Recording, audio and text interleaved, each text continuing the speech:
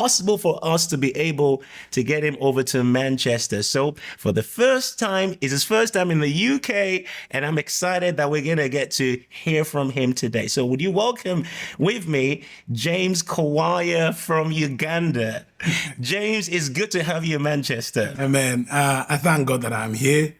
And this is my first time to be in the UK. And the timing of the Lord is the best.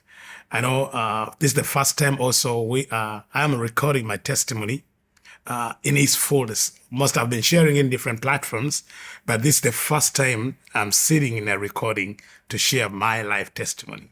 So I thank God for this opportunity. And oftentimes when I'm sharing my testimony, it's like I'm going back through those experiences. I need a grace. Sometimes the pain returns, the pain of the thing that I went through.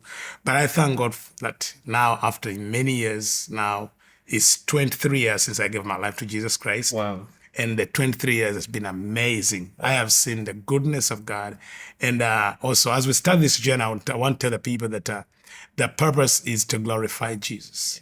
Not the devil, not what the devil can do or what he has done. But at the end of the day, Jesus is the winner. Yes. So that's why. So I'm glad that I'm here. I'm so excited to have you here in Manchester because as we go into the details of your testimony, I'm going to be asking you questions about, things that have happened in your past. And as you share them, there'll be things that, I'm sure lots of people may not even understand because we have lots of people watching. People from African backgrounds may be able to relate. Some of you watching are from Western backgrounds, and you might not understand some of the depth of the occult. In fact, some of these things will blow your mind when you hear, the depth to which people engage in dark activities. But I know, just as James said, God is going to use this to glorify his name. And I also want to point this out before we get into this testimony, that right now you're a pastor. You lead a church in Uganda, and you're used in incredible ways by God in deliverance ministry, miracles, and God moving. In fact, primarily you're an intercessor. You're used in strategic. Do you just want to just give us an idea of some of the things you do right now? I am leading a ministry called Lifeway Institute of Deliverance. What we do and what God has called me to do is to strategically train intercessors to pray and take over territories for God. So mostly I'm not pastoring the church, though I started the church. We are having other pastors pastoring the church. We're also running a Christian television station in Uganda, Worship Television, just for worship and prayer. One of the things the Lord told me to do after encountering Jesus and seeing the power of prayer. By the way, I knew the power of prayer before I became born again. I kept encountering people praying and wondering what kind of lives are they. One example, maybe to bring it out, is I was still in the occult, and I was in the city in Kampala, and I remember I got instruction from our leaders to vacate the city and stay away 70 miles away from the city and remove all our operations because a man of God was coming in the city. And I remember we were told that if we stay in the city where that man is, his prayer would kill us, all convert us. And I remember the instruction was stay out of the city 70 miles away. Wow. But also do not enter the city even 21 days after he has left. So I was still in the occult, and I was like, what kind of power is this? Because I knew the power, I knew Satan, I knew I had been all in these kind of powers. But then we were being warned not be around that man's, where he is in the city. That man was Maurice Cerullo. So he was coming in the city, and I remember we were told, stay out of the city 70 miles away and do not enter the city another 21 That's days. Incredible. Because even after 21 days, his power, the effect of his power remains in the atmosphere after 21 days. Wow. He has been in the city. So I knew the power of prayer. So when I came to Christ, the Lord was telling me, okay, you have seen the mistakes, the errors, because one of the work I was doing before I came to Christ was fighting churches and breaking churches.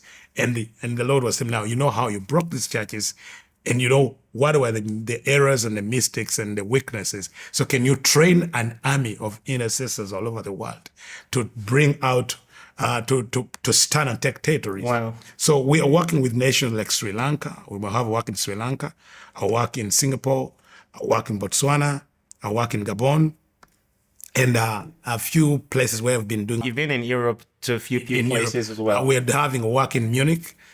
We're doing a great work in Munich to raise intercessors and train young people to intercede, and then they take over the nations in prayer. So one of my calling, people call me apostle, others pastor, but my call is an intercessor. That's Amen. So I don't know if you can call me intercessor James. I like that. I like that. So now let's go back to the beginning. What are the earliest memories you have?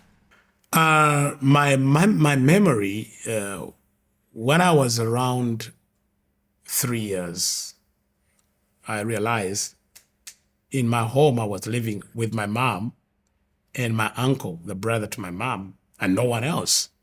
And it was strange because I was wondering why other people don't come to our home.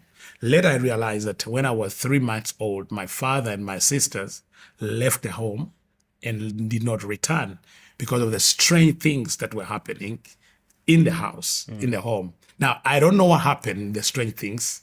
I didn't see unless when my mother told me my story. But when I was 3 years, the event that I can remember is the death of my uncle.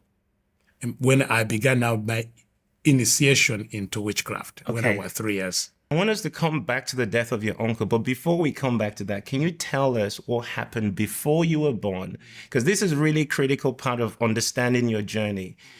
Give us an idea of what was going on with your mom and a marriage and her desperation to have a son that laid the foundation for you to come into this world. So I came to hear this story when I was around 12 years, to hear the story of my birth and why I was strange. Now, by the age of 12, I was already deep in the occult. I had been made a trainer of witches when I was the age of 9. At the age of 7, I was a territorial witch in charge of a territory. I had strange powers. People older than my mother could come and bow to me. Politicians, businessmen for powers. So I kept wondering, where did I get all these powers? Where am I strange?